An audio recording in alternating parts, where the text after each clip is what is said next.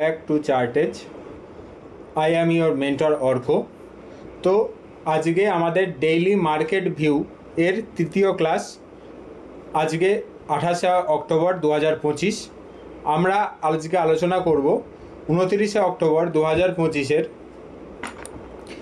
কীভাবে মার্কেট চলতে পারে সেটা আজকের টেকনিক্যাল অ্যানালিসিসের ভিত্তিতে। আমরা আজকের টেকনিক্যাল বাজারে কি হয়েছে সেটা দেখার চেষ্টা করব এবং সেখান থেকে মোটামুটি সাপোর্ট এবং রেজিস্ট্যান্স লেভেলগুলো দেখার চেষ্টা করব। ঠিক আছে, তো ইন্ডিয়ান মার্কেট দেখার আগে আমাদের গ্লোবাল মার্কেট একবার দেখে নিই এবং কমোডিটি মার্কেট দেখে নিই, তারপর ইন্ডিয়ান মার্কেটার নিয়ে আলোচনা করব এবং আজকে বেশ কিছু সেক্টর নিয়েও আলোচনা করব যে কিছু সেক্টর ইন্ডিয়ান মার্কেটের যে মেন সেক্টর তাদের মধ্যে কোনগুলো স্ট্রং আছে কোনগুলো উইক আছে। ঠিক আছে, ব্রিফ আলোচনা হবে, বেশি বড় হবে না।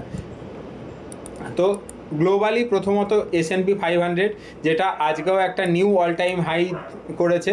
আজকের ডে হাই ছিল 6,897, কিন্তু সেখান থেকে অল্প মোটামুটি 100 পয়েন্ট নিচে এখন আপাতত ট্রেড করছে। ওভারঅল মার্কেট বুলিশ আছে, ঠিক আছে, বা flat to bullish, sideways to bullish. DXY যেটা আমাদের ডলার ইন্ডেক্স, সেটা মোটামুটি কোনো রকম চেঞ্জ, মেজর আমরা চেঞ্জ দেখতে পাচ্ছি না, ফ্ল্যাট আছে।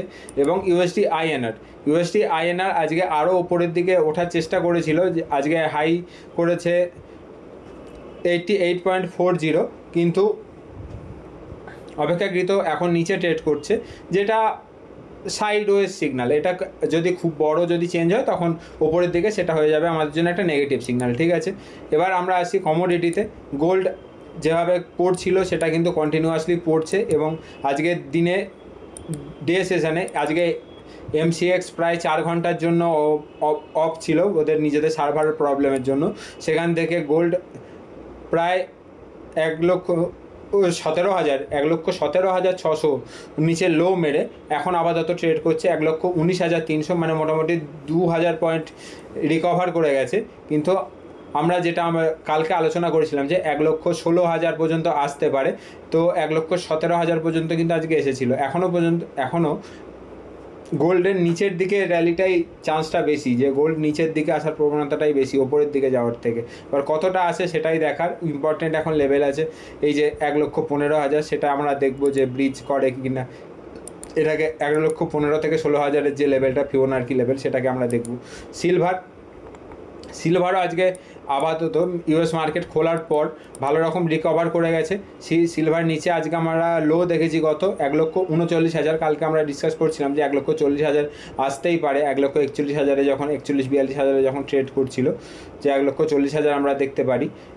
এখানে আমরা ইম্পর্টেন্ট যে সাপোর্ট লেভেল, এই দেখুন কোথা থেকে ঘুরেছে। যারা টেকনিক্যাল অ্যানালিসিস একটু ভালো করে, যারা সাপোর্ট রেজিস্ট্যান্স, বেসিক সাপোর্ট রেজিস্ট্যান্সও যারা ট্রেড করতে পারে না, তারাও কিন্তু এই জিনিসগুলো খুব ভালোভাবে বুঝতে পারবে যে কন্টিনিউয়াসলি এখান থেকে উপরে উঠেছিল, তো সেখানেই লো মেরে এখান থেকে কিন্তু একটা উপরের দিকে যাওয়ার মোমেন্টামও ক্রিয়েট হতে পারে। সিলভারে কিন্তু একটা বুলিশ মোমেন্টাম আমরা দেখতে পারি যদি এখানে সাইডওয়েজ হয়ে যায় কিংবা এখান থেকে যদি নিচে কন্টিনিউয়াসলি না পড়ে। তো আজকের যে লো সেটা হয়ে যাবে মোস্ট ইম্পর্টেন্ট। ঠিক আছে, 1,39,000 একটা ইম্পর্টেন্ট লেভেল হিসাবে কাজ করবে।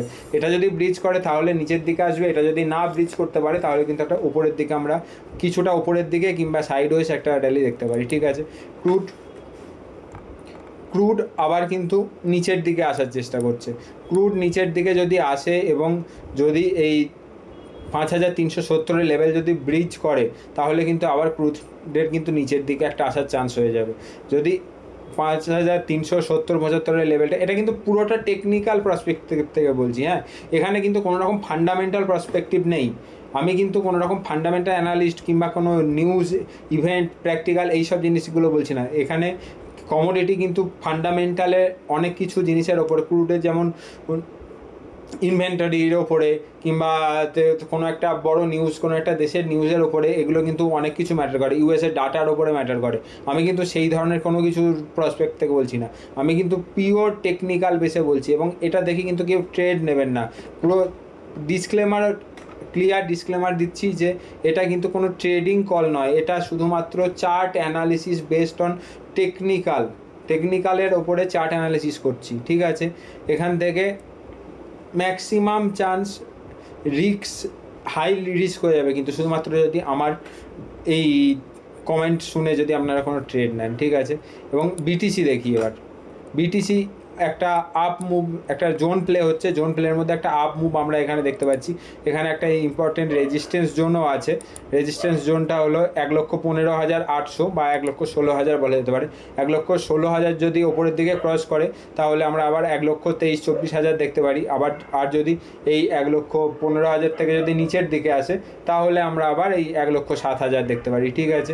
এখানে 1,16,000 একটা ইম্পর্টেন্ট রেজিস্ট্যান্স জোন হিসাবে কাজ করছে, ঠিক আছে। এবার আমরা নিফটি দেখি, ঠিক আছে। নিফটি দেখার আগে আমরা ভিক্স দেখে নিই। ভিক্স মোটামুটি 12.5 নিচেই আছে, 10.5 এবং 12.5 এই যে জোনটা আছে এখানেই মোটামুটি ট্রেড করছে, অতটা কনসার্নের কিছু নেই। গিফট নিফটি এখন ট্রেড করছে 25,916। এটাও খুব একটা মানে এটা আফটার মার্কেট হচ্ছে খুব একটা নেমেছে তা না, এটা মোটামুটি ফ্ল্যাটই ট্রেড করছে। এবার দেখি নিফটিতে, ঠিক আছে। নিফটি আমরা দেখব উইকলি থেকে। উইকলি ভিউ নিফটির কী আছে, আমরা যে নিফটিতে উইকলি ভিউ আগে দেখেছিলাম যে একটা ডাবল টপ ফরমেশন এবং প্রিভিয়াস উইকের যে হাই 26,100 সেই 26,100কে কিন্তু আজকেও নিফটি ক্রস করতে পারেনি। আজকে নিফটির হাই ছিল মোটামুটি 26,040-এর আশেপাশে আজ, ঠিক আছে। সেটা আমরা ডেইলিতে গিয়ে দেখছি, তার নিচেই আজকে আপাতত ট্রেড করছে, হ্যাঁ। এবং এখান থেকেও কিন্তু এখানে কোনো বেয়ারিশ সিগন্যাল নেই, ওকে। তাহলে আমাদের স্ট্রং রেজিস্ট্যান্স হবে ওই 26,100 উপরে এবং সাপোর্ট লেভেল হবে 25,800 থেকে 25,700, এটা হলো সাপোর্ট লেভেল, ঠিক আছে। উইকলি বেসে যদি আমরা ডেইলি আলোচনা করি, ডেইলিতে আজকে অনেকটা ভলেটাইল মুভ হয়েছে। এই যে ডেইলিতে আজকের যে ক্যান্ডেলটা সেটা হলো একটা পারফেক্ট ডোজি ক্যান্ডেল তৈরি হয়েছে, ঠিক আছে। একটা পারফেক্ট ডোজি ক্যান্ডেল এবং আউটসাইড বার তৈরি হয়েছে, ঠিক আছে। আজকের ডে হাইকেও ক্রস করেছে, আজকের ডে লোকেও ক্রস করেছে, কিন্তু ক্লোজ হয়েছে পুরো মাঝখানে। আজকে ছিল মান্থলি এক্সপায়ারি, মানে নিফটির উইকলি এক্সপায়ারি ছিল প্লাস পুরো মান্থলি কন্ট্রাক্ট যেটা এফএনও কন্ট্রাক্ট তাদের মান্থলি এক্সপায়ারি ছিল, ঠিক আছে। এবার সেজন্য আজকে আমরা কিন্তু একটা নিফটিতে ভলেটাইল মুভমেন্ট দেখতে পেয়েছি, ঠিক আছে। আজকে আমরা একবার 15 মিনিটের চার্টটাও দেখব যে কীভাবে মুভমেন্টটা করেছে। তো এখান থেকে আমাদের বেসিক যে সাপোর্ট এবং রেজিস্ট্যান্স সেম ইনট্যাক্ট আছে, ওপরে 26,100 এবং নিচে যদি আমরা দেখি তাহলে 25,700, 25,727, 25,700, ঠিক আছে। এবং আগের দিনের আমরা কালকে বলেছিলাম যে কালকের লোটা ইম্পর্টেন্ট, ঠিক আছে। কালকের লোয়ের কাছ থেকেই কিন্তু আজকে ওপরে গেছে, কিন্তু কালকের লোকে ব্রিজ করে নিচে গিয়ে স্টপ লস হিট করিয়ে তারপরে ওপরে গেছে, ঠিক আছে। তো সেই জন্য আমরা যদি ব্রডার রেঞ্জ যদি নিই তাহলে এই 25,700 থেকে 25,800 এইটা ইম্পর্টেন্ট, ওপরে 25,100, 26,100 সরি।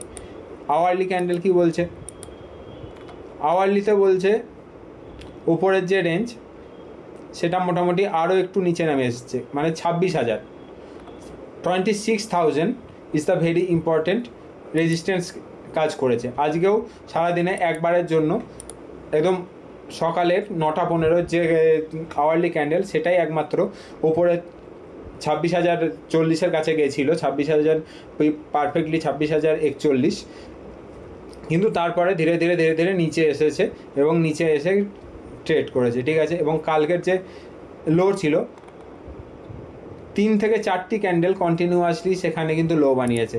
এটা খুব কিন্তু ইম্পর্টেন্ট, এটা কিন্তু দেখার জিনিস যে ফার্স্ট লো বানালো 10টা-15 ক্যান্ডেলের লো ছিল কত 912, তারপর 10টা-15 ক্যান্ডেলের লো ছিল 840, তারপরের ক্যান্ডেলের লো ছিল 826, তারপরের ক্যান্ডেলের লো ছিল 830, তারপরের ক্যান্ডেলের লো হলো 840। এই যে 830-40 সেটা 4 ঘন্টা ধরে অলমোস্ট একই জায়গায় লো মেরেছে এবং উপরের দিকে ওঠার চেষ্টা করেছে, ঠিক আছে। এবং তারপরের ক্যান্ডেল মানে বিকেল 2:15 যে ক্যান্ডেল তার লো সবার লোকে ব্রিজ করে নিচে এসেছে, যাদের স্টপ লস এখানে ছিল, মানে কন্টিনিউয়াসলি এই 4 আওয়ারের লোতে ছিল, মানে 828, 830 তাদের সব কটা স্টপ লস হিট করিয়েছে এবং তারপরে মার্কেট আবার ওপরের দিকে গিয়ে পুরো মিড রেঞ্জে যেখানে ওপেন হয়েছে সেখানেই কিন্তু ক্লোজ হয়েছে, ঠিক আছে। এরকম যারা ইন্ট্রাডে ট্রেডার তারা এখান থেকে বেশ কিছু জনের স্ট্র্যাটেজি আছে যারা এখান থেকে খুব বড় টাকা ইনকাম করতে পারে, আবার বেশ কিছু জনের স্ট্র্যাটেজি আছে যারা কিন্তু টাকা অতটাই ভালো ইনকাম হয় না কিংবা লসও লাগতে পারে, ঠিক আছে। এবার স্ট্র্যাটেজি টু স্ট্র্যাটেজি এটা ডিপেন্ড করে, ঠিক আছে। আজকে বাজারের ভলেটাইল মুভমেন্ট ছিল, কিন্তু এখানে আমাদের সাপোর্ট কি থাকবে, সেম ওই একই সাপোর্ট থাকবে যে 25,830, 25,800 থেকে 25,830, মানে আজকের ডে লো, সেটাকেও আমরা একটা দেখে নেবো 25,810। তার মানে 25,810 থেকে যে 25,840 এই যে রেঞ্জটা, এটাকে আমরা কিন্তু ইম্পর্টেন্ট রেজিস্ট্যান্স সাপোর্ট জোন হিসাবে আমরা ধরবো। এবং ওপরের যে রেজিস্ট্যান্স জোন সেটা হলো 26,000, 26,100 এই দুটো, ঠিক আছে। এবং যেটা বলছিলাম আওয়ারলির মুভমেন্টটা কিন্তু প্রচণ্ড আজকে ভলেটাইল মুভমেন্ট হয়েছে। যেমন ডে আজকে যেখানে gap up, slightly gap up open হয়েছে, তারপর কন্টিনিউয়াসলি ওপরে গেছে, তারপর 26,040 ব্রিজ করেছে, তারপর নিচে এসেছে আবার 25,800 ব্রিজ করেছে, সেখান থেকে 950 গেছে 25,000, তারপর আবার নিচে এসেছে 25,810, তারপর আবার ওপরে গিয়ে ক্লোজ করেছে। মোটামুটি 100-150 পয়েন্টের রেঞ্জে বারবার ট্রেড দিয়েছে, ঠিক আছে। যারা জোন প্লে করে তাদের জন্য প্লে হয়েছে, কিন্তু this is not a easy game, this is truly advance game, ঠিক আছে। এবং যারা সেফ সাইডে ট্রেড করবে তাদের জন্য সাপোর্ট লেভেল এটা থাকবে, এবং তার নিচে সাপোর্ট লেভেল থাকবে 25,710 বা 25,700 যে থাকবে, হ্যাঁ। এবং 26,000কে দুদিন ধরে ব্রিজ করতে পারছে না, হয়তো আজকে অক্টোবরের মানে এক্সপায়ারি ছিল, সেজন্যও হতে পারে। মোটামুটি এটা আমরা নিফটি ভিউ দেখলাম। এবার আমরা কিছু সেক্টর ভিউ খুব তাড়াতাড়ি একবার দেখে নিই যে সেক্টর কিভাবে প্লে হচ্ছে, ঠিক আছে। আমরা ইন্ডেক্স, তার জন্য আমরা নেব কি moving average is the best option to identify trend. Nifty মোটামুটি 10 এবং 21 দুটো মুভিং অ্যাভারেজেরই ওপরে আছে এবং অলমোস্ট ওপরের দিকে চলছে, সেজন্য নিফটি মোটামুটি বুলিশ। আমাদের মার্কেটের ওয়ান অফ দ্য না সবথেকে বড় যে সেক্টর সেটা হলো ফাইন্যান্সিয়াল সার্ভিস, সেটাও কি মুভিং অ্যাভারেজের ওপরে আছে। এখানে যদি আমরা কোনো স্টক পাই মোমেন্টামের প্রসপেক্ট থেকে, সেখানে কিন্তু আমরা ভালো কাজ করতে পারি, ঠিক আছে। ফাইন্যান্সিয়াল সার্ভিস ভালো মোমেন্টামে আছে, কিন্তু নিফটি আইটি কিন্তু একদমই মোমেন্টাম নেই এবং বরং 52 উইক লোয়ের আশেপাশে আছে, ঠিক আছে। নিফটি আইটি 52 উইক লোয়ের আশেপাশে আছে, সেজন্য যারা মোমেন্টাম প্লেয়ার তারা নিফটি আইটিকে এড়িয়ে চলবো, আইটি সেক্টরের যে স্টক আছে। এবং যদি আইটিতে প্লে করতে হয় তাহলে রেঞ্জ প্লে বা জোন প্লে করা যেতে পারে, ঠিক আছে। যারা রেঞ্জ বা জোন প্লে করতে চাইছে তারা করতে পারে। যেমন এখানে একটা এই 36,400 আশেপাশে এখান থেকে কন্টিনিউয়াসলি রেজিস্ট্যান্স নিয়ে 2-3 বার নিচে এসেছে, তো এখান থেকেও একটা আসার একটা চান্স দেখতে পারি, ঠিক আছে। কিন্তু এখানে মোমেন্টাম নেই।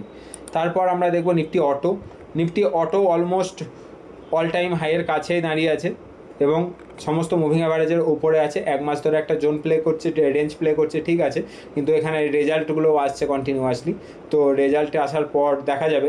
কিন্তু এখানে যদি আমরা কোনো মোমেন্টামে সেট আপ পাই বা কোনো একটা স্ট্রং ব্রেকআউট পাই, সেখানে আমরা আমাদের রিস্ক টু রিওয়ার্ড অনুযায়ী নিজের রিস্ক অনুযায়ী একটা ট্রেড নেওয়া যেতে পারে। নিফটি অটো মোটামুটি একটা বুলিশ রেঞ্জে আছে। তারপরে নিফটি ফার্মা বা ফার্মাসিউটিক্যাল সেক্টর কী করছে, এটা একটা ডাউন ট্রেন্ডকে রেসপেক্ট করে কন্টিনিউয়াসলি নিচে নামছে, মানে নিফটি ফার্মা এখনও পর্যন্ত একটা বেয়ারিশ ট্রেন্ডে আছে। এখানে যেমন আমরা এই নেগেটিভ যে ডাউন ট্রেন্ডটা এঁকেছি, এখানে ডাউন ট্রেন্ডকে বারবার মোটামুটি 5th টাইম হিট করে নিচে এসছে, মানে এখানে আমরা বেচে প্লে করতে পারি, কিন্তু নিয়ে মানে বাই করে প্লেটা করবো না বা অ্যাভয়েড করার চেষ্টা করবো। এখানে যদি কোনো একটা স্ট্যান্ড অ্যালোন স্টক যদি খুব ভালো পারফর্ম করে, সেখানে আমরা হয়তো প্লে করলেও করতে পারি। যেমন এক্সাম্পল হলো কালকে যেমন আমি দিয়েছিলাম লরেন্স ল্যাব, এখানে পোস্টে দিয়েছিলাম ইউটিউবের। এবার আপনারা যদি ফলো করতে চান ওটাগুলো দেখতে পারেন, মাঝে মাঝে আমি ওখানে পোস্ট করিও। তো সেটা যেমন একটা মোমেন্টাম স্টকের মধ্যে আছে, কিন্তু বাকি সমস্ত ফার্মা স্টক নিচের দিকে আছে, ঠিক আছে।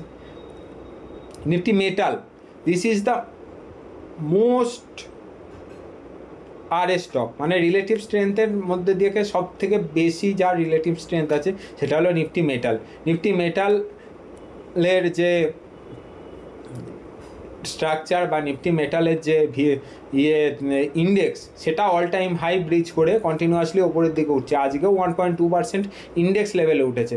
এই যে নিফটি মেটাল ইন্ডেক্সের মধ্যে যে ধরনের স্টক, যে স্টকগুলো আছে মেটাল সেক্টর থেকে যারা বিলং করে, আমি পার্টিকুলারলি কোনো কিছুর নাম বলছি না, সেটা হয়তো ঠিক হবে না, কিন্তু মেটাল সেক্টর থেকে যারা মোমেন্টাম প্লেয়ার তারা অবশ্যই আপনাদের এখনকার যে পোর্টফোলিও তাতে নিফটি মেটাল থেকে একটা অংশ থাকা উচিত যদি আপনারা মোমেন্টাম প্লে করেন, তাহলে তাদের জন্য।